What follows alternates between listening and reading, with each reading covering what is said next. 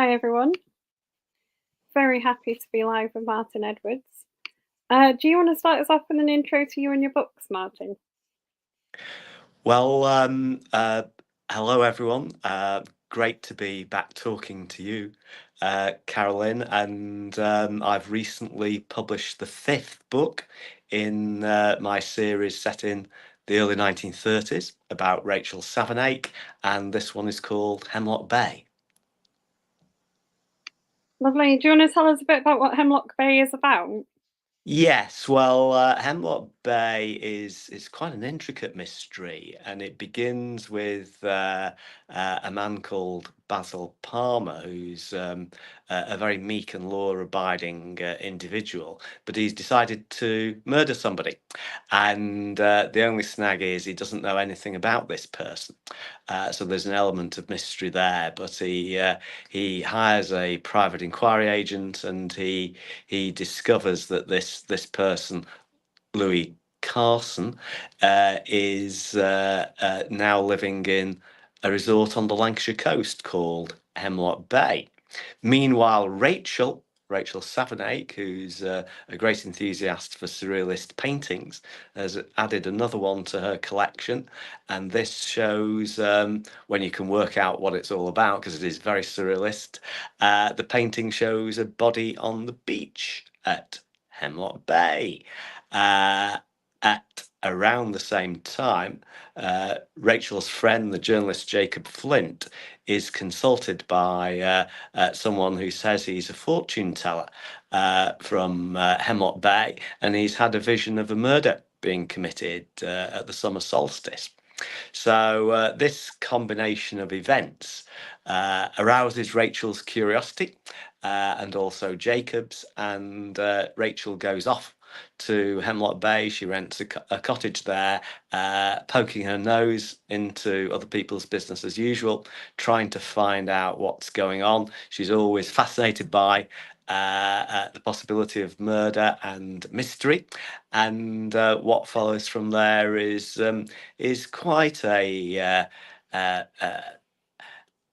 an extravagantly intricate story, so much so that there's a clue finder at the back of the book, as there was in the 3 most recent Rachel Savernake books, and this one has 47 clues to the solution.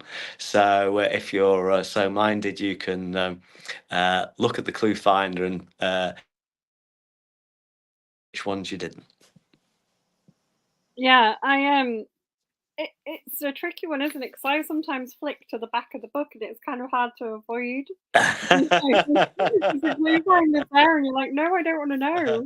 No, that's verboten, really. Yes, no, one should never look at the back.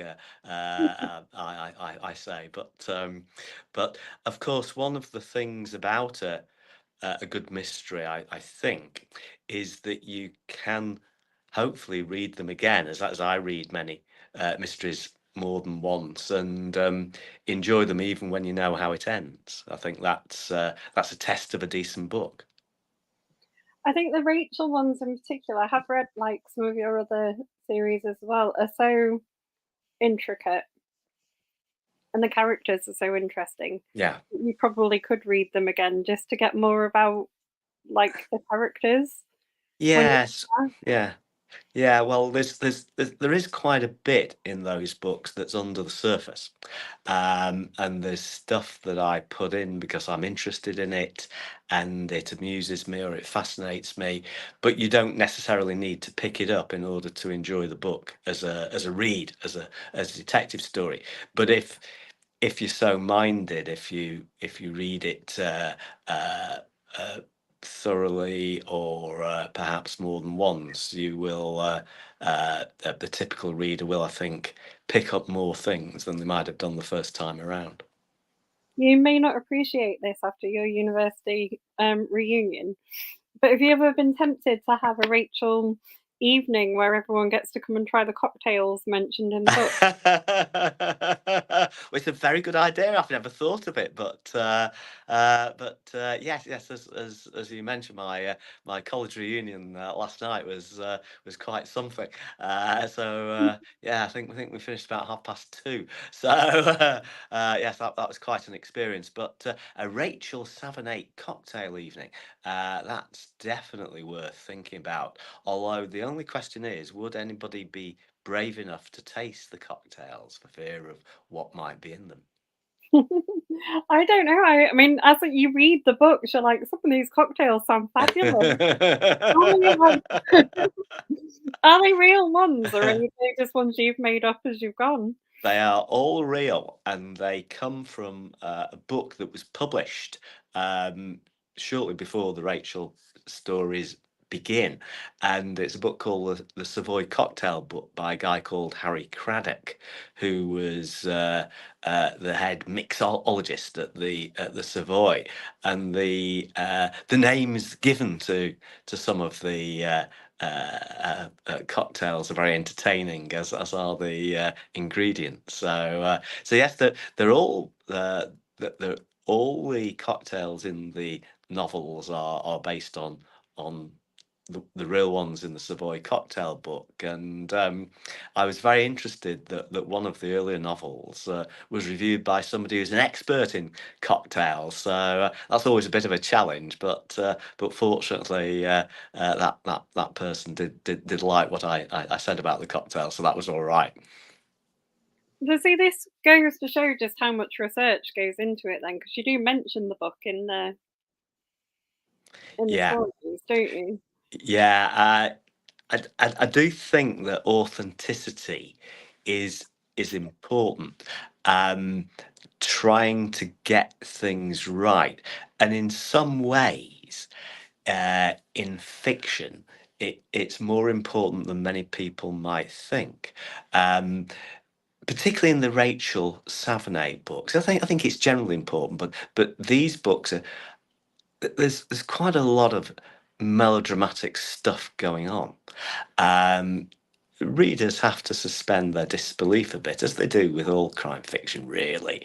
But you need them to buy into the premise, the characters, the situation.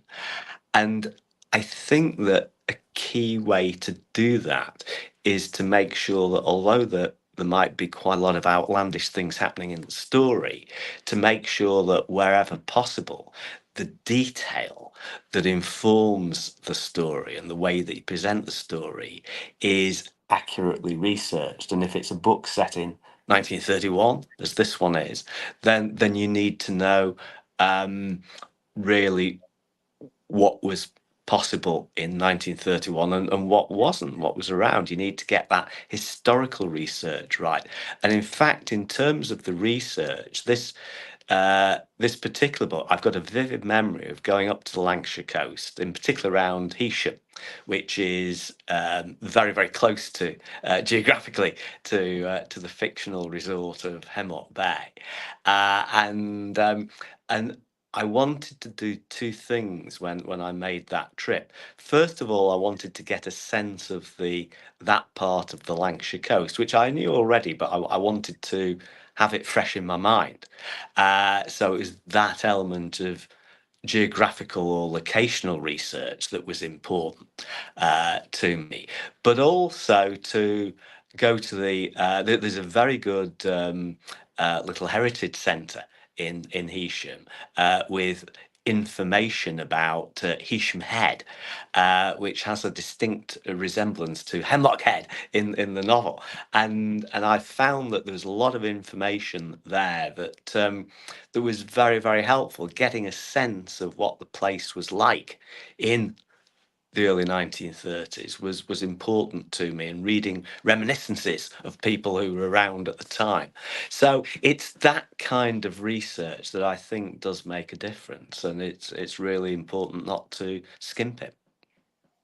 Yeah, and before I go and ask you another questions on the stream, what I like about this is it actually starts with the newspaper vendor talking about the death of Sir Arthur Conan Doyle. Yeah, yeah, yeah. Yeah, yes, it fixes the time that way. Yeah, yeah. Yeah, it was like, ooh. And the thing is, in another book series, I might have gone away and googled that to make sure it happened in that year. But when it was you writing it, I was like, well, that will have happened in that year. Well, I'm grateful for your trust, and I try to earn it. But of course, you never stop trying to earn it. And as I say, it is important. I enjoy the research. It's time consuming, but but I think that you have to respect your readers, and you need to try as far as you can. But of course, we all make mistakes. I'm sure I make plenty of mistakes, but you want to try to give it your best shot to make the book, um, whatever the intricacy or ingenuity of the plot, to make sure that people will suspend the disbelief and will buy into this world that you've created, so that they get the full, the maximum satisfaction from the reading experience. Alex, who's watching, says he's reading through Rachel book 4. He loves to start in the art gallery. Where did the idea come from? The I'll digress slightly before answering that question directly. When I was thinking about book one, Gallows Court, which in my mind was going to be a standalone, actually, kind of explains why it's written in a slightly different way from the later books. Um, but I went to visit my daughter, who was living and working in Sweden at the time, in Stockholm. I went to a museum, and I saw some surrealist paintings from the 1920s, and I was thinking about the character of Rachel, although I'd not started writing the book at that time. This is some years ago, and it suddenly came to me: Rachel would like these paintings. I just felt convinced that she would, and that she'd be keen on surrealist art. And so I put that in Gallows Court. And in a sense, I thought no more about it. But then I came to write book two, Mortmain Hall. And then I had an idea that where the art played a part in that story. And the same in the third book, Blackstone Fell. And then in book four, I had I had the idea of a particular plot, and I thought, yeah, it could start in an art gallery with a surrealist artist. So that's how that came about. And then in this book, book five, Hemlock Bay, again, it was the idea of the painting that has a clue, and it's relevant to the story in a way that emerges right at the end of the book. So that that painting, it's not just in there as a bit of dressing, so to speak, a bit of garnish. It's there for a reason, but it's also a fun thing. And what interests me about this particular strand of the books, the surrealist art, is that I had no idea when I first had the idea of Rachel being keen on surrealist art, that it would be something that I would actually use in a number of books. But so it has proved. And I think that just illustrates a point that often strikes me about writing, that sometimes you write something, and it or you create something, and it turns out to have a significance that you never expected when you first created it. It's a strange, it's a strange thing. But of course, when it happens, it's very rewarding for you as a writer. Hopefully, it's rewarding for the reader as well. And I'll give you another example, from Hemlock Bay, without saying too much about it. There's a death in the latter part of the story that I hadn't originally planned when I thought of the story to begin with. But then I got an idea of creating a locked room mystery puzzle out of it, and something that I written in the early part of the book made it all work. So it was a stroke of luck in a way. But again, I think it illustrates the fact that if you have enough richness in the and depth and variety in the material in the book, it can come to your aid in all sorts of ways as you carry on writing over the next 6 months, 12 months, however long it is. And that's one of the fascinating things about the alchemy of writing that's always appealed to me, and which strikes me probably even more forcibly now than it used to when I was writing some of my earlier books. My brain was listening to that and also trying to work out the murder you were talking about. Well, there's more than one. Yeah, I was going like, "What death is it?" Like, and trying to work my way through all of them. I think I've got it, but we won't talk about it now. No, no. No, no. Donna said hello. Hi. Is there gonna be more of the Rachel? Because I love the Rachel series. Is there gonna be more of them? Yes. Yes, definitely. At the moment, I'm writing something different, but the next book, which I'm contracted to write, will be a Rachel. What is there something can you tell us what the something different is that you're writing? I can't as yet, but it is quite different in some ways. But it's a fun exercise, and all will be revealed. I think probably in the new year, but I'm not absolutely sure about the timing of that. Do the Rachel books take longer to write because you have to create the clue finders? Or do No, you kind of generate them as you go now?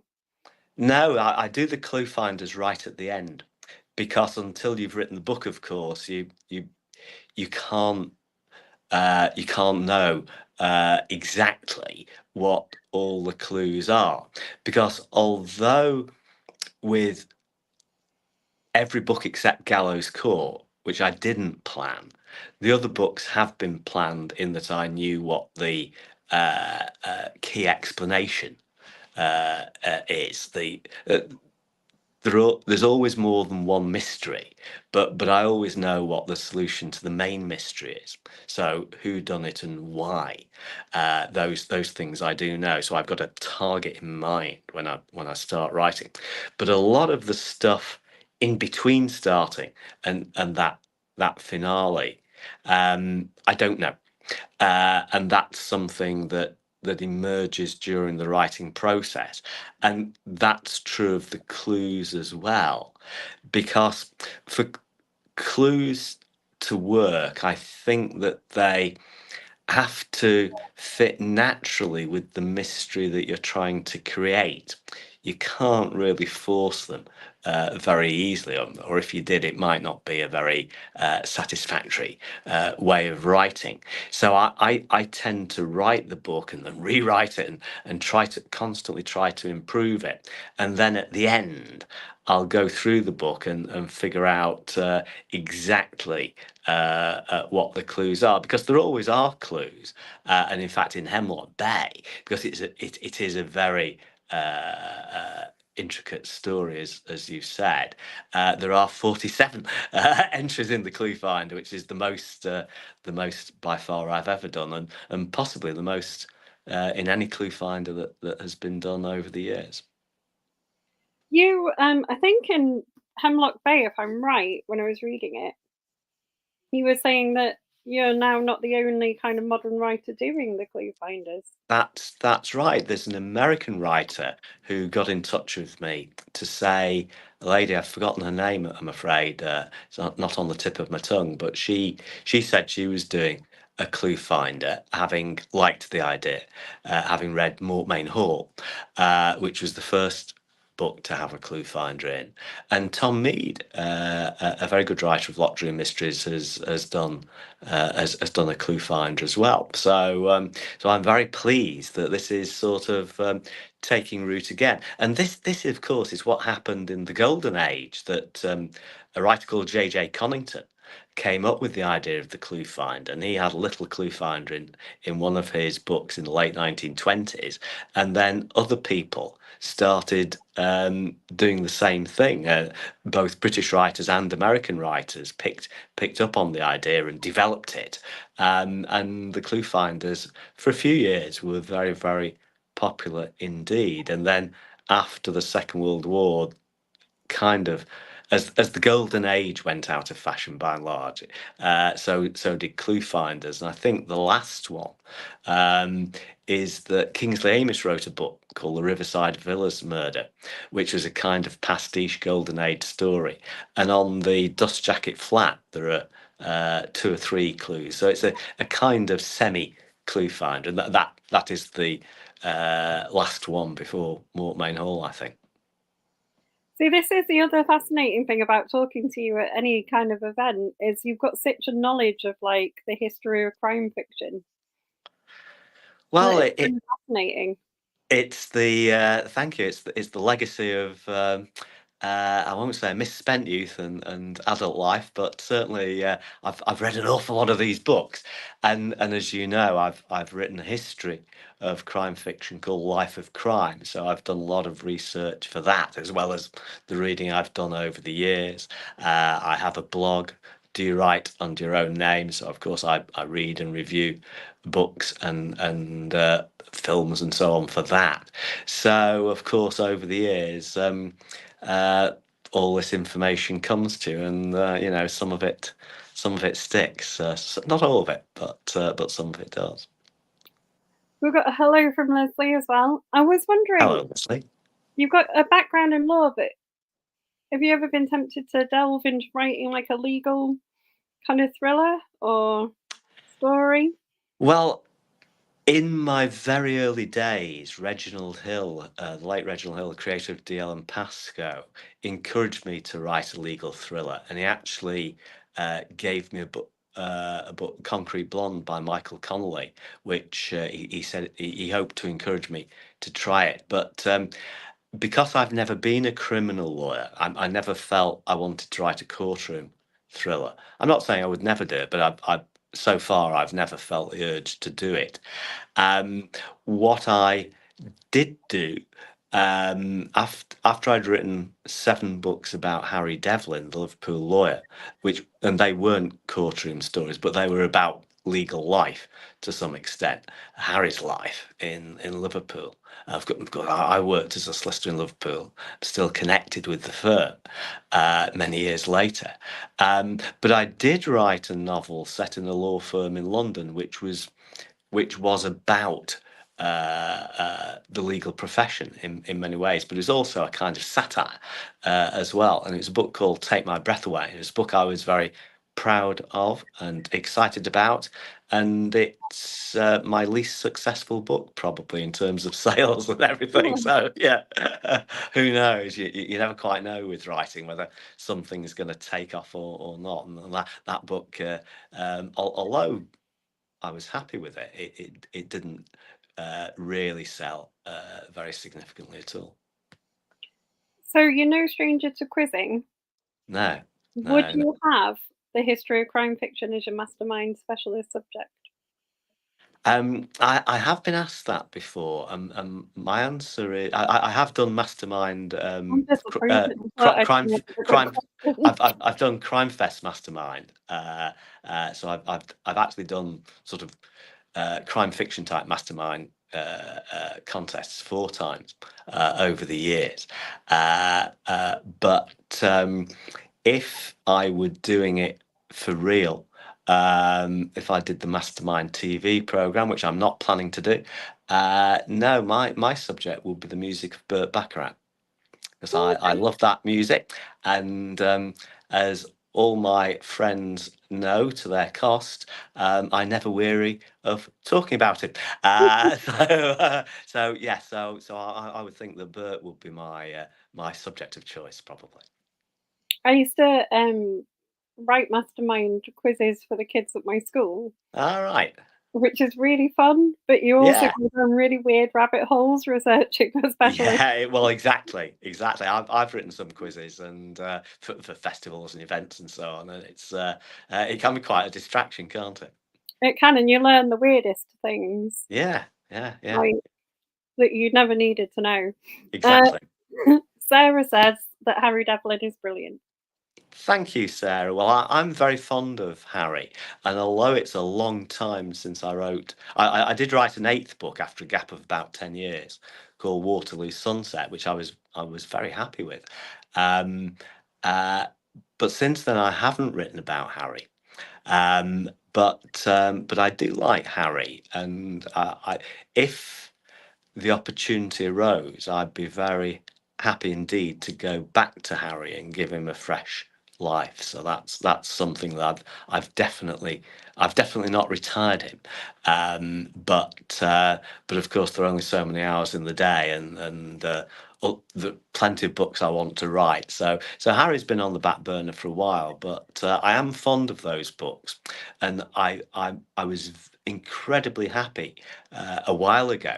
I got a message from a school librarian saying the children had voted the first book as their favourite book of the month, kind of thing. So, yeah, and these are children who were not born when those books were written. So that was very, very rewarding. And of course, from an author's point of view, you of course you want the books to be successful when they come out.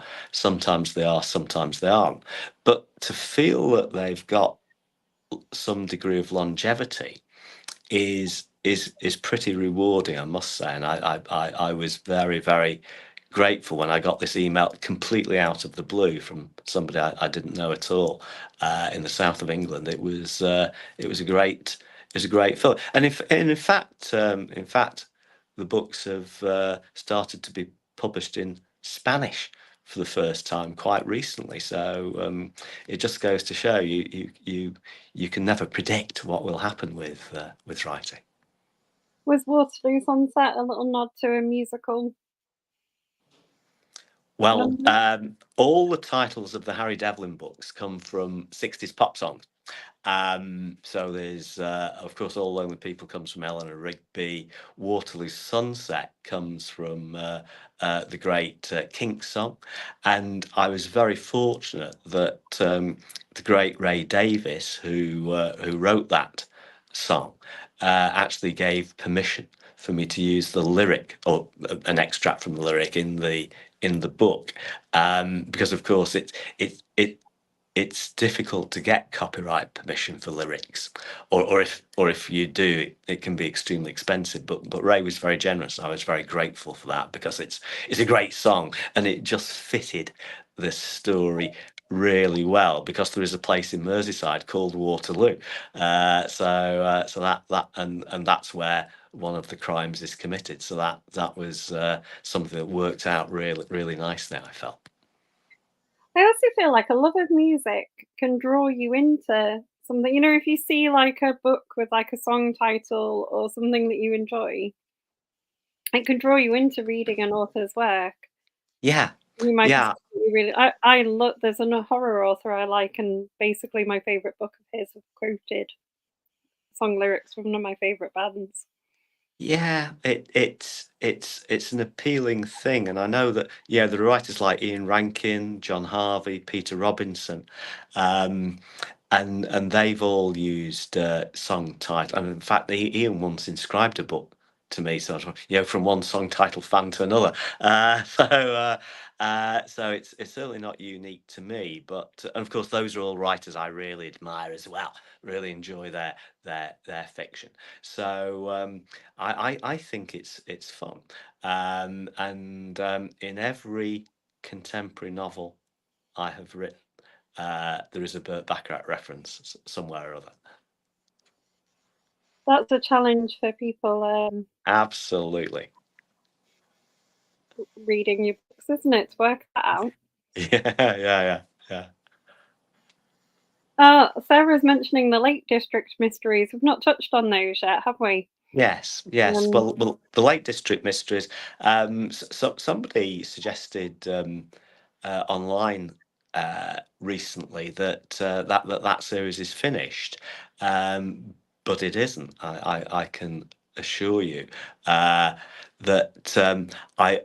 I came to a natural pause in that series, and I had a number of other projects that I wanted to pursue, and I do enjoy writing the Rachel books, and the Rachel books have been popular, so I'm keen to write more of them, but I think that the Lake District series will be back.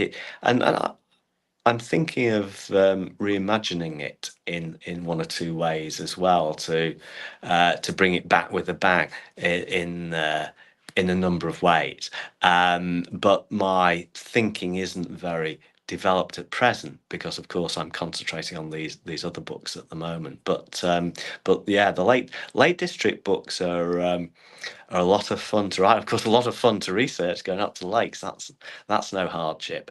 And the last one, The Crooked Shore, was one that I was particularly happy with. I'm pretty self-critical about my writing, but I felt that that one was one that did what I hoped it would do when I started writing, which is something, of course, you can't always guarantee because, as we were saying earlier, the writing process, it's an evolutionary process and things change as you write. So you can't always be confident that it's going to work out and be as satisfactory as you hoped. But of course, that's where revision and rewriting come in. Yes, you I think if you keep working at it, that the book will get better.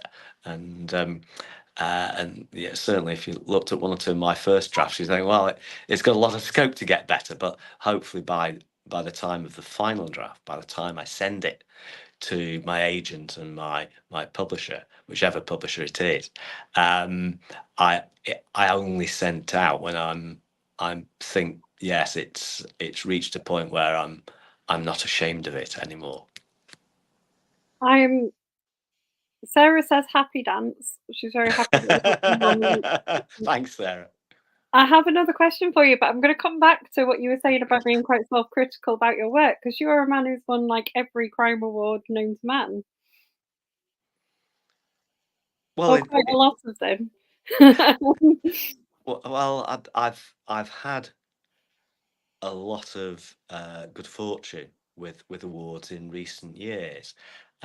It's true though to say that I went 17 years without winning a single award, which is longer than many writers' careers. It's quite a long time. I was shortlisted for things, nominated for things, but I didn't actually win any award at all in that time. And I think that one of the things I glean from that is that you need to keep believing in yourself and believing in what you write, and you've also got to love it.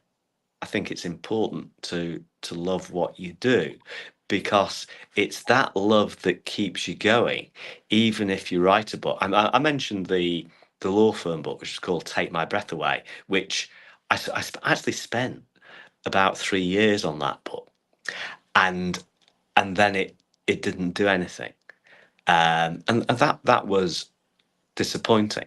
I can't deny I was pretty disappointed that it didn't achieve what I hoped it would achieve when I started out in terms of commercial success. But this is what happens in writing. You have your ups and you have your downs. So and I'm very conscious of that. I've had plenty of downs over the years. I've been dropped by publishers here, America, in overseas countries, and these things test your faith in yourself. They test your self-esteem. They test your confidence, and of course. This is why a lot of writers give up. It's a very sad thing, which I've noted many times over the years. But I believe in keeping going, and that degree of self-belief is really important. But it's not just that. You do have to be personally committed to it, I think, and I could honestly say that I would write if I wasn't published, because I love the process of writing. Not all the process, but certainly the satisfaction of finishing something that, to some degree, meets my standards, at least, is incredibly rewarding, and I wouldn't want to stop that, and for as long as I'm able to keep writing, I'm definitely going to do that. So we talked about the Rachel books and them being golden age kind of fiction, and there is a resurgence of people liking Yeah. golden age fiction. What would you say with your crime fiction knowledge Well, constitutes a golden age fiction novel? well, the golden age is two things in a way. It's really the period between the wars, when Agatha Christie came on the scene and wrote many of her finest novels, and so did many of the other great writers of her era, like Dorothy L. Sayers and Anthony Berkeley, and others. Henry Wade is another writer I really like from that period. The golden age is also a style. So it's a style with the tropes, the locked room mystery, the challenge to the reader. Can you solve the case? The clue finder, things like that. There are all kinds of tropes associated with that type of writing, and that type of writing has always appealed to me enormously since I was a child. But going back to the Harry Devlin stories, my concept for those was a gritty contemporary Liverpool setting plus golden age plots. And the reason I stopped after 7 books was because the books had done well, and I was grateful and happy about that.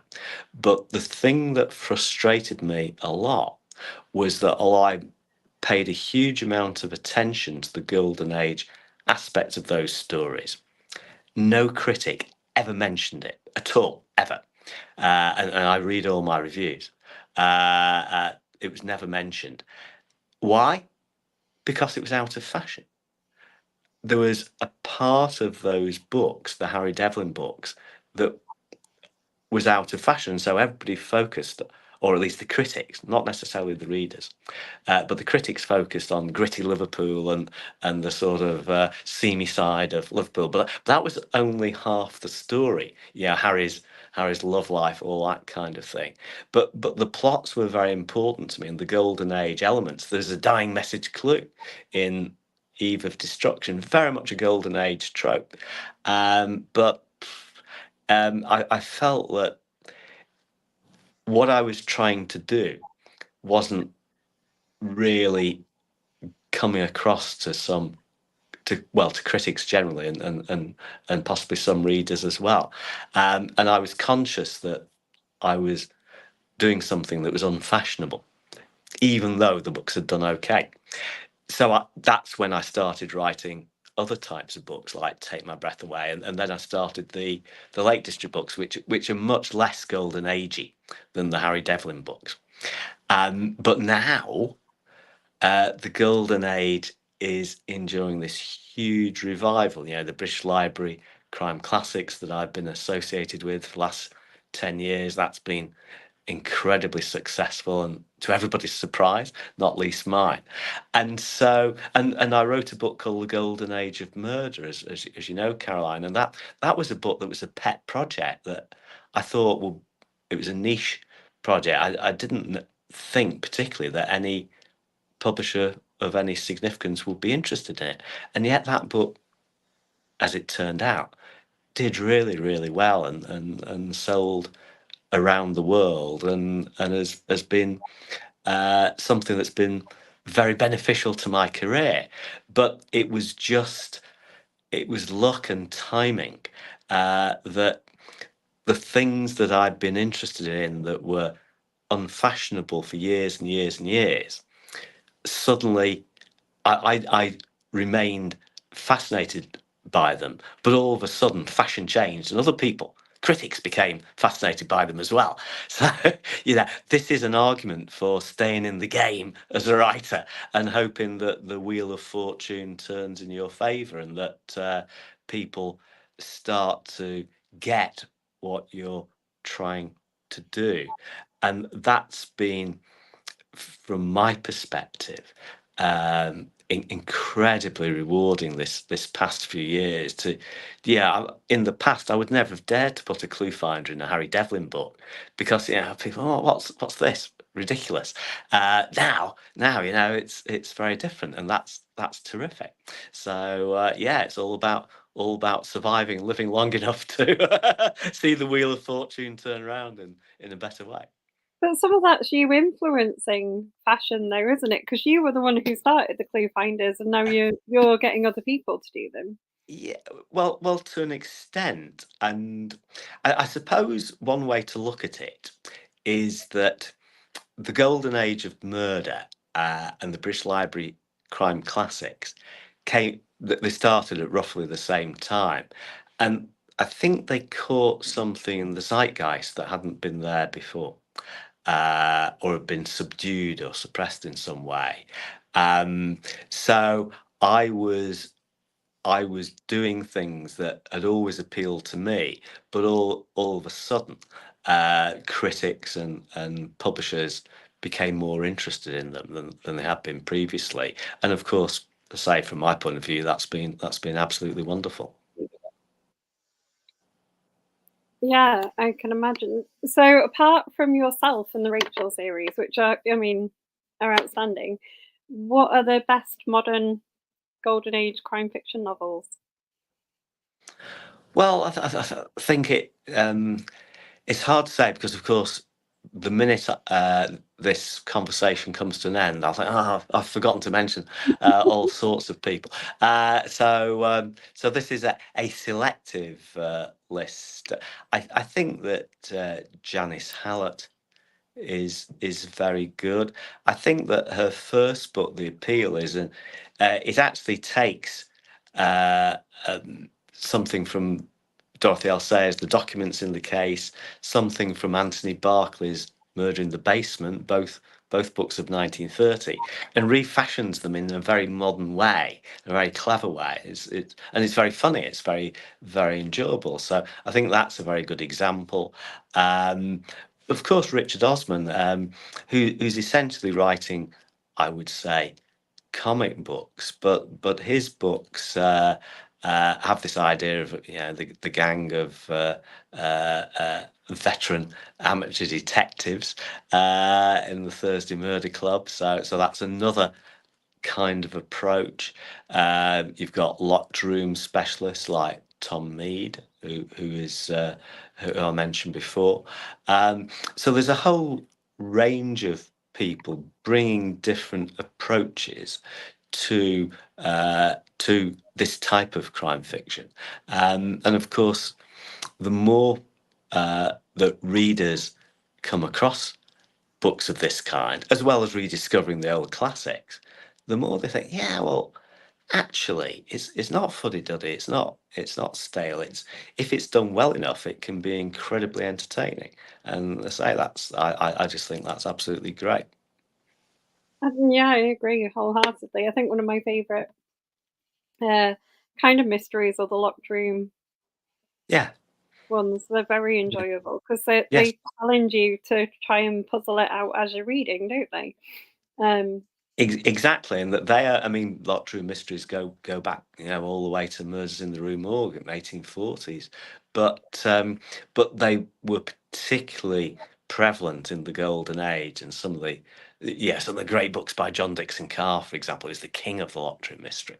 They are absolutely brilliant, and John Dixon Carr is a good example because he's very good at the macabre atmosphere, and that really helps you to suspend. It's another technique for helping to suspend the reader's disbelief, because what happens in those books is incredibly outlandish and unlikely, but because he's so good with the atmospherics, we think, yeah, okay, we'll buy into it.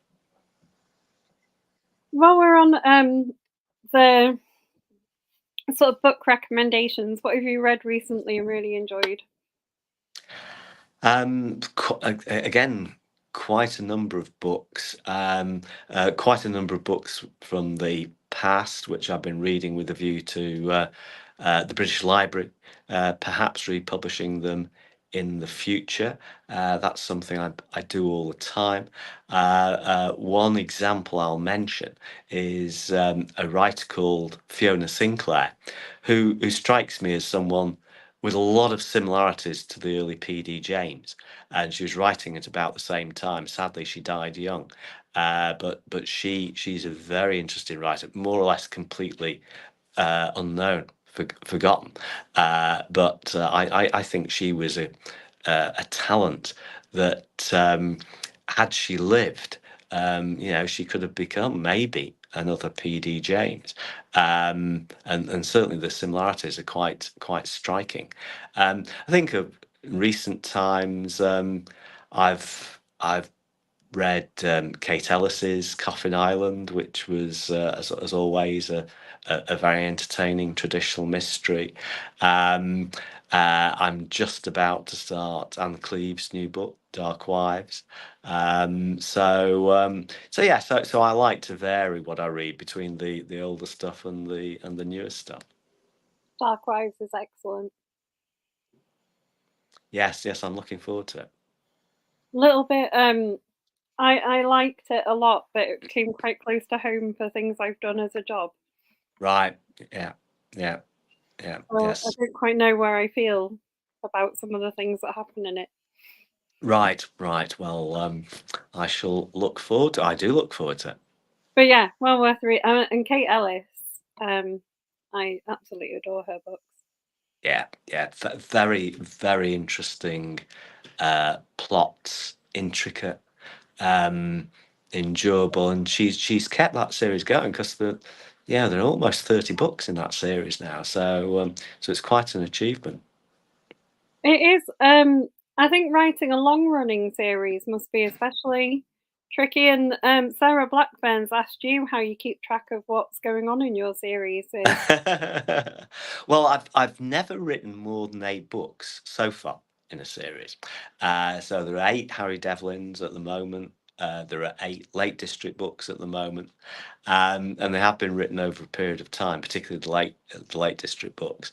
But it's a good question because keeping track is quite difficult, and you do forget what you've written. It seems odd, but it's true. You actually forget that you wrote that. Sometimes I look at a book I wrote years ago. Oh, I didn't realize I'd written that, kind of thing. It's odd. I wouldn't, when I was dreaming of becoming a writer, I wouldn't have thought that would be the case. I would have thought I would remember everything, but no, it's not so. So what do I do to keep track? Well, if I think I need to check, I reread. But I also have fairly clear ideas about the characters. I think characterization is of course very, very important. So I try to soak myself in how these people, the lead characters in the novels, how they are, how they think. I mentioned the example of going to the art gallery in Sweden, and I just knew that Rachel would like these surrealist paintings, um, uh, and it's like the iceberg, the submerged part of the iceberg. It's part of the writing process that the reader doesn't necessarily see, but which is very important. This thinking. Um, the thinking time is really, really important, because you keep thinking about the story, the characters, and and it's a good way of problem solving.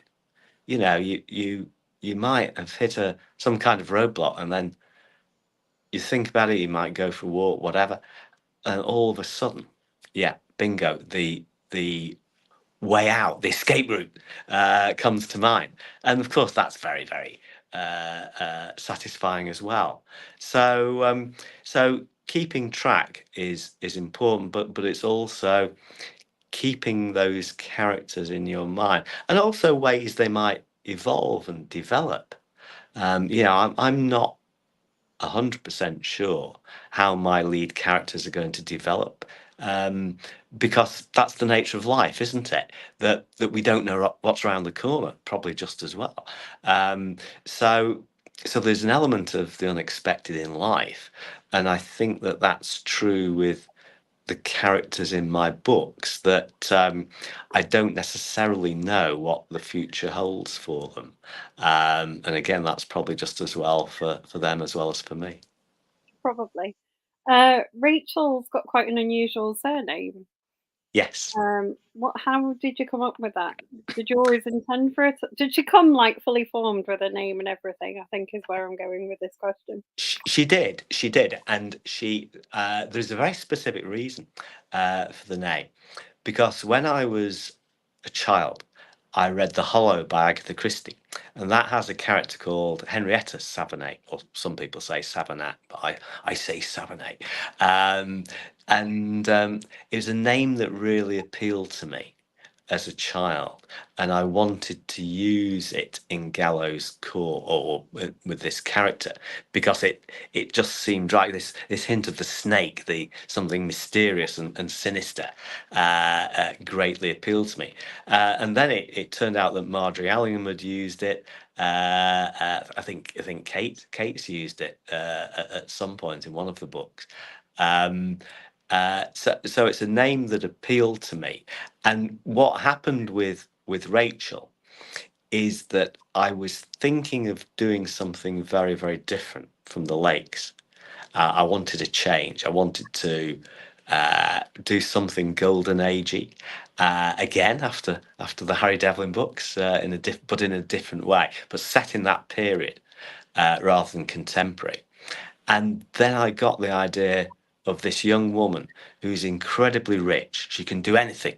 She's got so much money, but she's also incredibly ruthless. And that idea really appealed to me.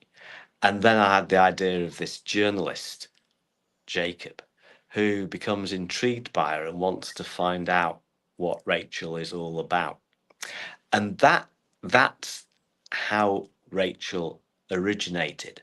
And what I did was that I knew it was going to be a big departure for me as a writer, something very different from what I'd done before. And of course, it's quite a commitment, because I didn't have a clear plot. It was the one time I've embarked on a novel without any sort of idea of how it was going to develop or end. I've never done that before or since.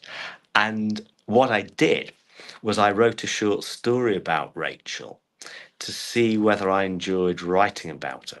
And that was a short story. I didn't try to get it published, but I wrote it as an exercise for me to get inside the character and to see how it felt as the creator of the character, to see whether that was a character I was excited by the prospect of writing about for a year. Oh, well, as it turned out, 3 years, because it was a difficult book to write, a slow book to write. So it was 3 years in the making, was Gallows Court. And because I enjoyed writing the short story, I thought, yes, I'm gonna take a punt. I didn't have a contract. I didn't have a publisher. It was just something I wanted to do very much, and my agent was encouraging, and so I embarked on this bizarre journey with this unusual character who I think is, true originality is very difficult to achieve, but there aren't that many characters in fiction like Rachel. That's for sure. No, that is very true. Can we talk about the kind of useful cover art that comes with these? Sorry, I'm just reaching to get one of the others in the Yes. series, because they're always really lovely. Yes. Well, they are, and of course, the truth is that although one shouldn't judge a book by its cover, the fact is that book buyers do. And the first book, Gallows Court, had a very good cover. I can probably find it if you'll allow me. that that had what I really loved as a cover. Um, but the book didn't sell as many copies as the publishers had hoped. So the paperback, they tried a different cover, a more British Library style cover. Same problem. And then the next book, Mortmain Hall, they decided to go to a different illustrator and came up with an illustration. And it's the one time I've put my foot down because I hated the picture. It was terrible. And so terrible I can't even remember what it was like because I kind of expunged it from my mind completely. It was awful, and my agent agreed, and fortunately the publishers very kindly agreed to commission another artist, a guy called Ed Bettison, and he came up with the cover for Mortmain Hall, which is this. And I really loved that cover, and that book sold really well. And to cut a long story short, they asked Ed to do a new cover for Gallows Court, and the sales went up. Yeah, same book, but it was the cover that made the difference. It's yeah, if you're an author and you think about that sort of thing for too long, you could get very, very depressed. But this is the reality of how things are in publishing, that the covers do make a difference. And the Rachel series really took off from that. I mean, Gallows Court have been nominated for an award, but as I say, the sales hadn't been as good to begin with, and then covers change, and all of a sudden the sales change for the better. So that's been interesting and enlightening. And the latest cover isn't designed by Ed, but it's, as you say, it's a very good cover. It's been designed by the publishers themselves, their in-house team, and I think they've done a good job. It's very striking. I like it, and it also carries this slightly quirky, mysterious feel that I think is integral to Rachel, and that's something I really like about the cover. I think you're saying that about the covers, but people are only going to come back to the series if the what's inside is good. Well, that undoubtedly is true. Thank goodness. And I have been very pleased with the way the books have gone, and they've sold in translation in places like China, Japan, um, uh, to name but two. So that's very fascinating and exciting. And of course, when these good things happen, award nominations or whatever it is, translations, whatever, or reader feedback. I got a lovely email this morning from a reader, someone that just contacted me out of the blue and said she'd never contacted a writer before, but there's a medical issue in Hemlock Bay. I won't say what it is because it's a bit of a spoiler, but the lady who emailed me had that condition, and she wanted to reach out to me and say she was very happy with the way I presented it and felt it was a good thing that I was bringing it to wider attention. And that kind of feedback is priceless in a way, because I think, well, it's fantastic that somebody I've never met, somebody I don't know, has responded to the book in that way, and that really is the sort of thing that makes it all worthwhile. We've got a minute left, Martin. We could talk to you for hours, but I'm sure you want to go away Likewise. as well. So finish us off with what people are going to go away and buy if they haven't already purchased all of your books.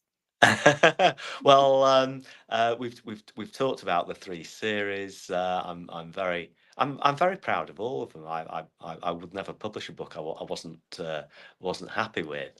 The Life of Crime is now out in paperback. That's much much expanded from the original hardback edition. That's something I'm very pleased about.